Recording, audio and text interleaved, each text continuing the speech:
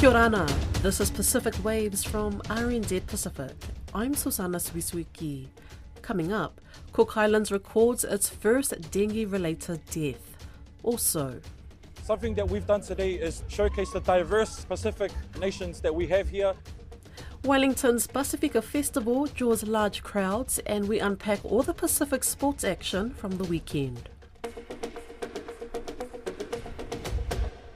The Cook Islands has reported the first dengue fever-related death of the current outbreak. The nation declared a dengue outbreak in May 2025. For the latest, I'm joined by our reporter Tiana Haxton. Kia ora, Tiana. Cook Islands has reported its first dengue-related death. What more can you tell us about that? Kia ora sana. Yes, it's some unfortunate news indeed from the Cook Islands.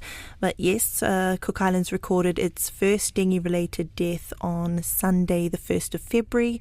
It was just reported this weekend past. So it was an elderly local, and Ministry of Health Secretary Bob Williams said that they did have underlying medical conditions and presented late to the hospital. And he also said that since the outbreak was declared in May 2025, 40 of the patients, dengue patients, had been admitted to hospital, but all previous patients have recovered. How many dengue cases are in the Cooks so far? So local media reported on Saturday, Sunday time, the Ministry of Health's latest report. So it shows that there were 893 total cases, it's probable, confirmed and suspected, since the outbreak was first declared in May last year. So most of those have recovered since, but currently 32 are active, and there are about 273 suspected cases still waiting to be confirmed if it is dengue or not.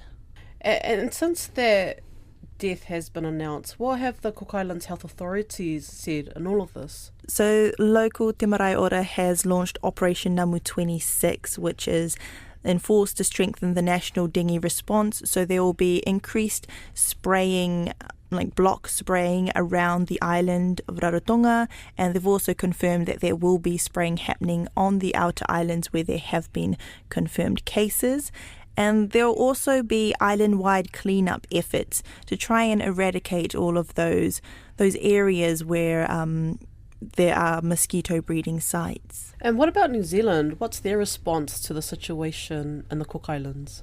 So I spoke to Senior Health Protection Officer Charlie Ave last week, and he says New Zealand has flagged at least 40 suspected cases of dengue fever contracted by visitors returning from the Cook Islands. Now, there are 86 cases of dengue fever in New Zealand, and local health authorities here have associated those with travel to the Cook Islands. When I spoke with Mr. Ave last week, he says they're warning travellers to be extra vigilant as the outbreak continues. There aren't any travel restrictions officially in place, but Ave says travellers should still be cautious. To all our visitors who love to come to the Cook Islands, please take extra precaution. Bring your mosquito repellent and take some personal prevention measures while you are holidaying here or visiting friends here, so that you won't transmit the virus when you go back to New Zealand. And then in New Zealand itself, a travel health clinic is calling for a vaccine against dengue fever to be made available in New Zealand. He's the medical director of Worldwide Travellers Health, Dr. Mark Shaw. He says a vaccine is currently available in Australia, but it still needs to be registered by MedSafe here. I and my group are trying to make it more readily available because we have a lot of demand for it. And it is this demand, I think, which is particularly significant at the moment, where the potential of the disease becomes a lot more likely, given that people going into a dengue-ridden area can be provoked into attack very easily by mosquito bites. And Mark Shaw says if people are travelling to the Pacific Islands, especially those where there are confirmed cases of dengue, they should wear insect repellent and wear light-coloured clothing.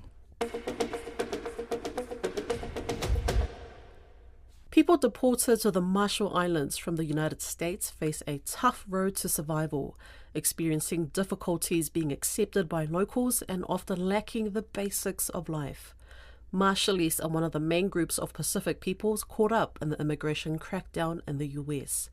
Immigration and Customs Enforcement, or ICE officers, have been directed by the Trump administration to arrest and deport large numbers of people to their country of origin, sometimes simply for a minor traffic infringement or misdemeanor. Johnny Blades has been talking to Marshallese deported from the US. And a note for listeners, some interviewees have been given pseudonyms to protect them. A Marshallese man deported in the past few months by ICE found himself back in an island nation he was born in, but lived in only for a short time before his family migrated to the States, where he was raised and lived most of his life. Jack had just served a custodial sentence when ICE came for him. For good behavior, I was supposed to get released around March of 25.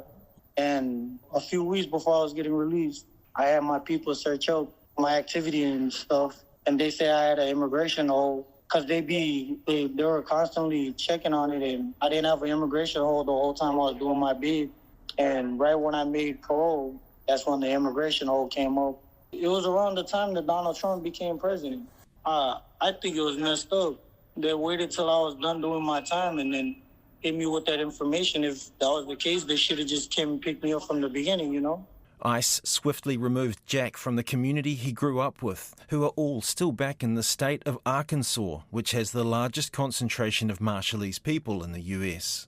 People I grew up with, my siblings, my nieces and nephews, my daughter, my parents, my grandparents, my uncles, my aunties, everybody is over there. Finding themselves in Majuro without family or a job has been challenging for people like Jack, especially because those deported from the US are branded as criminals no matter what, which makes local people suspicious. For me, myself, it was a scary experience.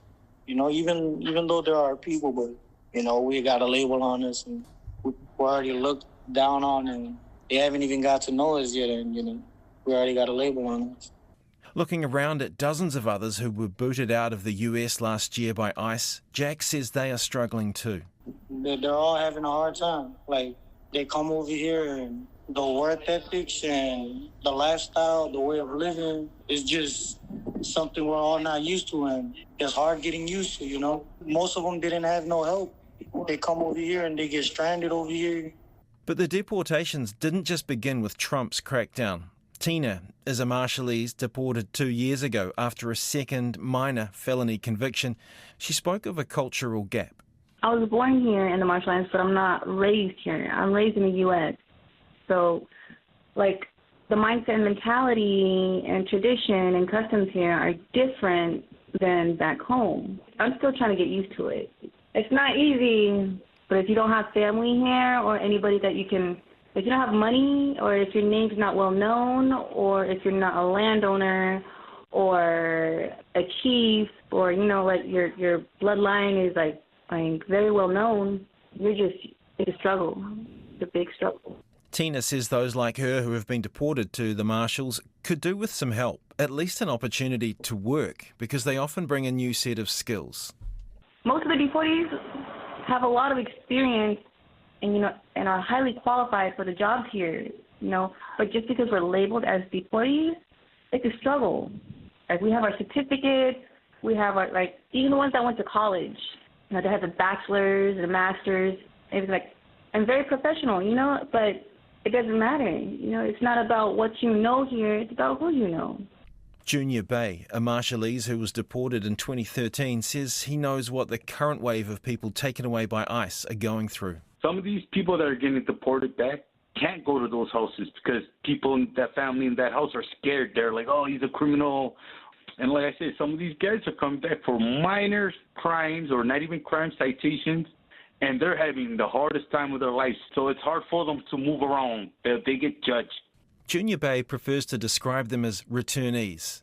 And in the absence of government support, he's been working with a small NGO to support the returnees to get into work or find a place to live. So, yeah, these guys are always open to help. So we send them out to these guys. They stay there for, however long they can stay there for, once they find work, make some money, save up till they get their own spot. He's working with Reem Simon, another who was deported to the Marshalls over a decade ago. Mr. Simon says they're trying to establish a transitional housing program for recent arrivals. It's a recovery program center. Our mandate is to deal with convicted felons, not only deportees, but we also deal with people with mental issues. People are incarcerated, especially those are pre-release, internationally, locally. The main thing he urges people to consider before judging returnees is that the social dislocation they experience is severe. But the most hurtful part is when we left our families home. This is what really kills us, we the deportees. And that makes us think so much negative on how do we survive, what can we do to survive here in the Marshall Islands. The Marshall Islands government has not responded to RNZ Pacific's requests for comment.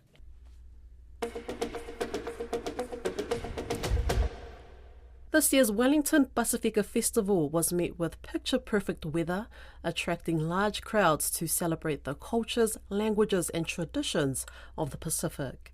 The event has become a significant gathering for Pacific communities living in New Zealand's capital, offering a chance to reconnect with heritage through food, performance, arts and crafts. Tian Haxton was there. For many, events like these help bridge the distance between their home islands and life in New Zealand. Carl Payne is the Wellington City Council Pasifika Festival Community Liaison and says the sights, sounds and smells transport him back home. The calls, the chants, the dances, the costumes, the drumming, it felt like being back on the homeland in the Cook Islands. Everything slowed down, the mana went up and people really spoke their languages proud. So I think a lot of people are really proud in their brown skin. Iliesa Tora is the chairperson of the Atafu Tokelau community. He loves that the festival shines a spotlight on lesser-known ethnic groups, helping keep their heritage alive. For him and the Wellington Tokelau community, it's an honour to be involved. We need to education, like our culture, it's a dying culture, the language is dying alongside of Wahau Niue, Cook Island Māori. So we are putting some effort into the revival or to ensure that we hang on to our language and our culture. The Solomon Islands are celebrating its 15th year participating in the festival. The secretary of the Wellington Wantoks says it fosters an intergenerational exchange of traditional knowledge. Glow Oxenham encourages young people to get involved. It is important. It's good for the children to see where they come from and to learn about the cultures of their islands or their countries. And it's just good for them to be able to be a part of it. Not only is it an opportunity to be immersed in their own cultures, she says they can learn about their neighbouring nations. And it is always good to come together. In the Pidgin language, we say one solwara, which is one ocean. So that is all of us. We like to share and learn about other cultures, languages, and of how we do things. This year was a historic first for the Wallace and Futuna community. The group's co-founder, Kalani Mose, hopes their performance inspires the public to learn more about his islands. Something that we've done today is showcase the diverse Pacific nations that we have here, especially with Uvema Futuna not being known to the world here in New Zealand. But we hope that we've done it today in the hopes that when they leave today, they'll want to learn more about Uvema Futuna. With a mix of traditional and contemporary dances, he says their performance highlighted the similarities between cultures. We brought dancers that are familiar from home just to showcase to everyone the similarities that our dancers portrays, especially with our closer poly islands such as Samoa, Tonga, Tuvalu and Tokelau, just to name a few. Tongan choreographer Vati Valu wants their performance to inspire the next generation of New Zealand-born Pacific Islanders. I did it for the culture, wanted all the young ones to look up that one day this will be them. It's actually a good experience for us young ones, being able to enjoy this kind of environment here in Welly. Hope we just made everyone proud. Organisers say Saturday's strong turnout reflects the community's pride to be Pacific Islanders. And performing groups say it is about more than the music and dance. It is a celebration of belonging and a reminder that Pacific culture thrives wherever its people are.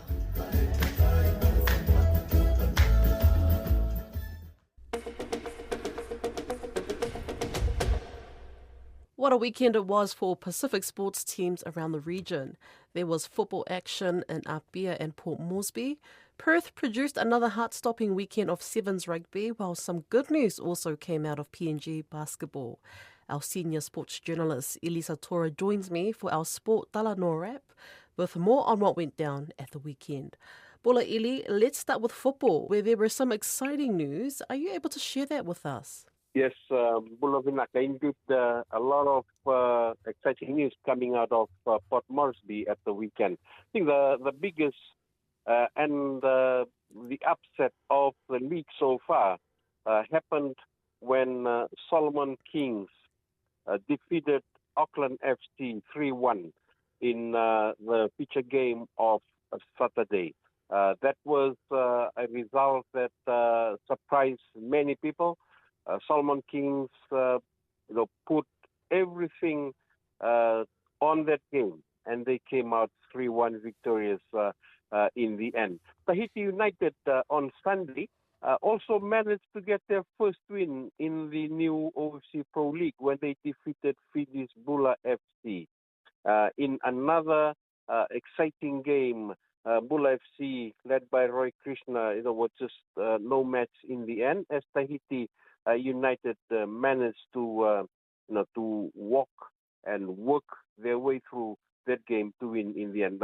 South Melbourne managed to defeat Vanuatu United FC 5-2 in another game, but I think the disappointment of the weekend in Port Moresby was PNG Hekari FC going down to South Island United by 2-1 in their clash. So those were the results from Port Moresby, and now the teams all head to Melbourne for the third round of the OFC Pro League, and that will be happening over the next 2 weekends. And just moving away from football, the Fiji men's Sevens team are out to claim back-to-back title wins at the Perth Sevens. Did they manage to do that, or what's the story there? Well, unfortunately for the Fijian men's Sevens team, they were beaten 21-19 in a very close and tough final match at the Perth Sevens. The difference was a converted try by the South Africans. 2 early tries to South Africa in the first half put them in the running for the winning title. Fiji came back hard, came back strong. They also scored their tries, but in the end it was too late for them to try and claim the back titles. They had won in Singapore the weekend earlier, and they came back to advance into the final. They were able to beat New Zealand. I think that was one of the highlights of the event for them. They defeated New Zealand 35-0 in the semi-final. South Africa, in beating Fiji, they were able also to avenge their loss to Fiji the earlier weekend in Singapore. But Fiji continued to lead in the men's competition with South Africa second. In the women's competition, New Zealand continued their dominance, beating Australia 29-7 in the final. That was another match where New Zealand just showed their superiority and were able to win in the end. The Fijiana had another disappointing outing in Perth over the weekend, but they managed to beat Great Britain in the 7th place playoff, winning 41-5. In the end, they had lost 26-19 to Canada in the 5th place playoff. Now the tournament moves on, and that will be happening in Vancouver on the weekend of March 7th and 8th. So New Zealand still leading the women's competition, and Fiji the men's competition going into the 5th round of the HSBC 7 Series. Okay, also making the headlines were the Vanuatu beach volleyball and PNG basketball.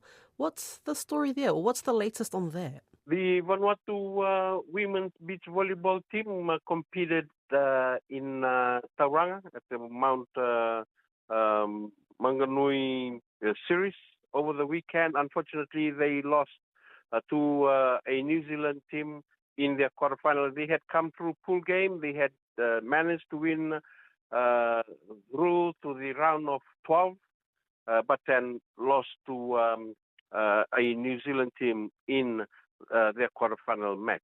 The good news for Papua New Guinea women's 3x3 basketball is that they have now officially qualified for the Glasgow 2026 Commonwealth Games. That is the first time that PNG would be represented in a team event after 16 years.